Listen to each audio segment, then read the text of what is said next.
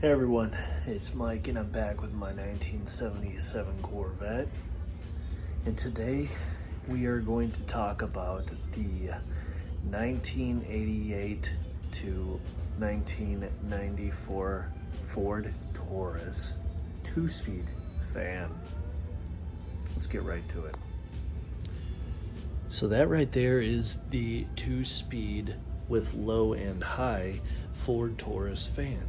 On low speed, on average, people estimate that it is about 3,000, and on high speed, 4,000 CFM. There is nothing really out there to say that, and CFMs are very difficult to measure. But that fan will move a ton of air, as you can see how large it is. Now this is the popular option because, as you can see, it fits. But then you also have the Lincoln MK8 fan, which if you were to purchase on eBay or something is going to sit pretty close, and it's going to rub and touch everything, including you got your linkages over there and over there. So why did we choose this fan? Well, I am all about testing things. But anyway, why you're here is to see this fan. So this radiator, aftermarket, you can get an idea of how big it is. And then with the fan,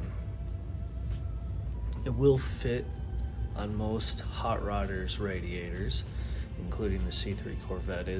As you can see, I did have to purchase these 2.5-inch metal L brackets at Lowe's. They were cheap and easy to bend. If you have 2 pliers, you can kind of give it a little bit of lip depending on how you want it to curve around.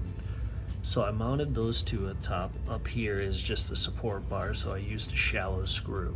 As you can see, I did bend a little bit, and I bent that one in a little bit to allow for nice, good support. This does sit nicely, as you can see, and it will leave just a little bit of the fins exposed. Here's the hot side, and then the cold side, and then there is the monster. So this is looking from underneath the car, okay? You got the support bar here, and the fan kind of just rests right in between that. That's the tiny little bit of space.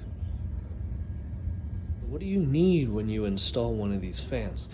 Well, first thing, they draw upwards of 70 amps on high speed, and they will create a tornado in here.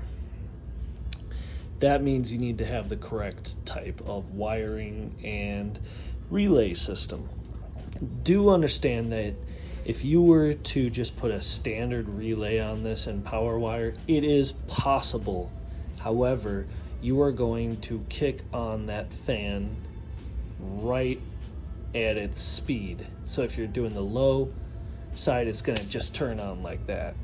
If you're doing the high side, that's going to be a massive amp draw, and that's going to spike and then settle out at 70 and then slowly come down to a 30 amp continuous draw for the high side, which is the side that most hot rodders, if they're just going to install this fan and not run the 2 speeds, they may decide just to run the high speed, and that's what they're going to expect. For me, I used a Delta current controller, which is a very popular option to allow the low speed to kick on first, nice and gradual, and then the high speed starts working in at 10 degrees higher. If you're curious about if that's the right option for you, let me just show you. It actually doesn't take up much room, and DCC or DC Control is the website. I'll put the link in, but that tiny little box with 2 black relays built in and some wires coming out to the right and some to the left. That's it. And what that does is it controls your low side and your high side. The low side is, from your perspective right now, the thick red wire to the right, and the high side's a thick red wire to the left. The top red wire feeds in from, currently I have 8 gauge. That is actually what you want for these amps to safely power the fan. 8 gauge, okay? You can order that on Amazon. You can go to Advanced Auto Parts or any auto parts store and pick that up. 8 gauge. And you want 8 gauge butt connectors.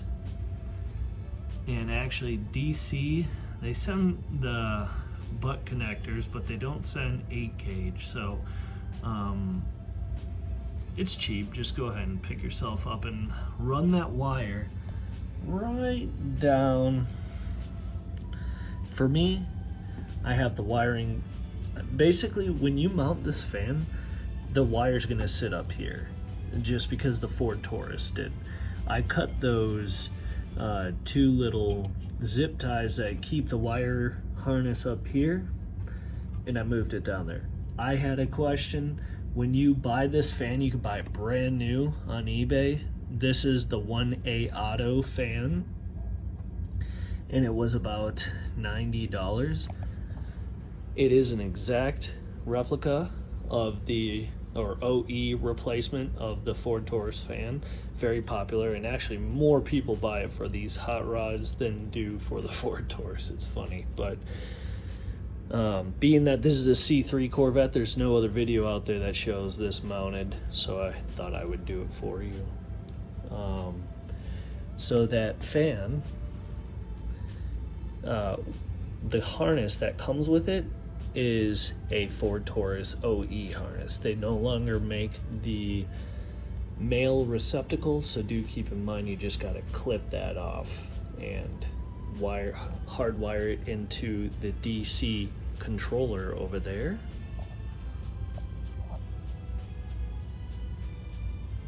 And I will link that again. That white that you see, that is a tiny little temperature probe that he includes with this kit. Brian, who is the DC control, includes with the kit, and the wire is long enough to run down here, and on a cross flow style radiator, the probe will actually be 1/3 of the way from the bottom on the hot side, which is this side, and it just fits right into the fins. And what that's going to do is it's going to measure and tell the potentiometer when to kick on the fan. By default, this will kick on at 185. 10 degrees later, the high side kicks up, so 195. If you're not happy with that, there's a tiny little screw on that potentiometer. You can just turn it just a little bit in accordance with the instructions, and then you can up the temperature. So this is what the instructions looks like, straight off their website.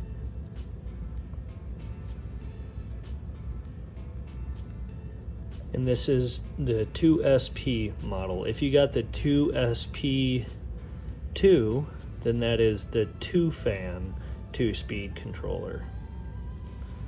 Being we just have the single Ford Taurus fan, this would also work for the Lincoln Mark 8 fan. You would use this, connect the 8 gauge wire to each of these, battery positive from the top, and then I showed you the high and the low. Blue will go directly to the power of your AC compressor. When it kicks on, it needs to see that signal, so that way it will turn on the fan on low. And believe me, low is enough to draw air through your condenser. And black, go right to the ground. And for me, this is the controller here on the fender, so you can kind of get an idea. I ran a ground wire right across here to the other ground wire that I was using for my trinary switch for my air conditioning. So it's a nice clean install. My power wire, you want a lot of this small conduit and medium conduit. Like I said, you can pick this up in Advanced Auto Parts, but this will really clean things up a little bit. Here's the main power wire sneaking through here on the left side, and then right here I've got the ignition wire, which, as you can see, you need an ignition. The ignition wire taps into the most popular place, which is the yellow wire coming out of your wiper motor, and it's a very low draw. It draws no more than 1 ampere, so it's not going to pop a circuit. It's just enough to turn on that controller so that it can receive the signal. The main power is going through that 8-gauge wire. From there, I have a breaker. If I were to pop this, then I could send the breaker down. There's a little red arm. I just reset it, as you could hear. And this right here, it's up to you on what size you use. The fan draw spikes at 70. I have this at 120 because just in case there's an extreme spike. So that goes to this breaker, and breakers are temperature resistant. They're based on a temperature, rather, sorry, not temperature resistant, but they're based on temperatures. So if you have it near your headers, it is going to pick up all that heat and pop that breaker without there actually being a concern, just because it's feeling heat, which is a lot of those metal box like circuit breakers that fan harnesses include. Those end up popping the breaker all the time because the exhaust heat hits them, and then next thing you know, your fans don't work, your car's overheating, it's a bad day. Anyway, so I got that 8-gauge routed right down into a massive fuse. They're actually made by Little Fuse, I want to say, the name of the company, but it's a big fuse right here, and that goes straight down to the starter. Well, that's pretty much it. You know, if you guys have any questions, oh yeah, at the end of this video, I'm going to show the cycling of the fan and show it working. So stay tuned. Go.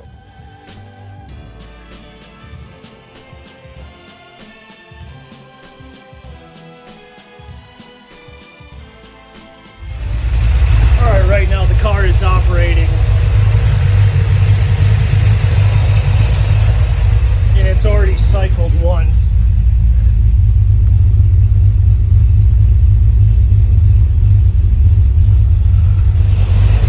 Low just kicked on. Probably can't even hear it.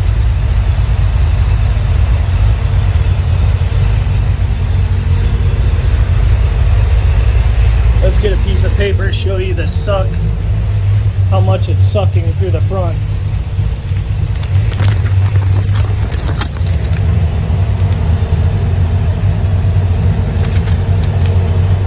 That's on low.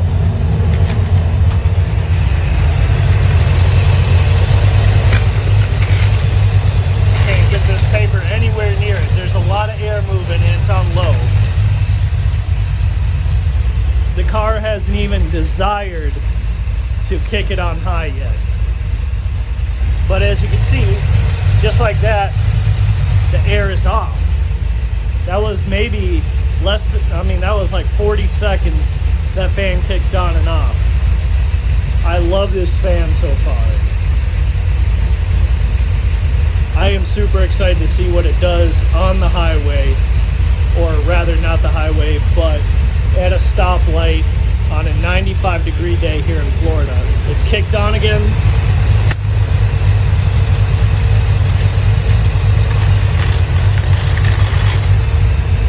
It's doing an excellent job cycling. This DC controller is working excellent.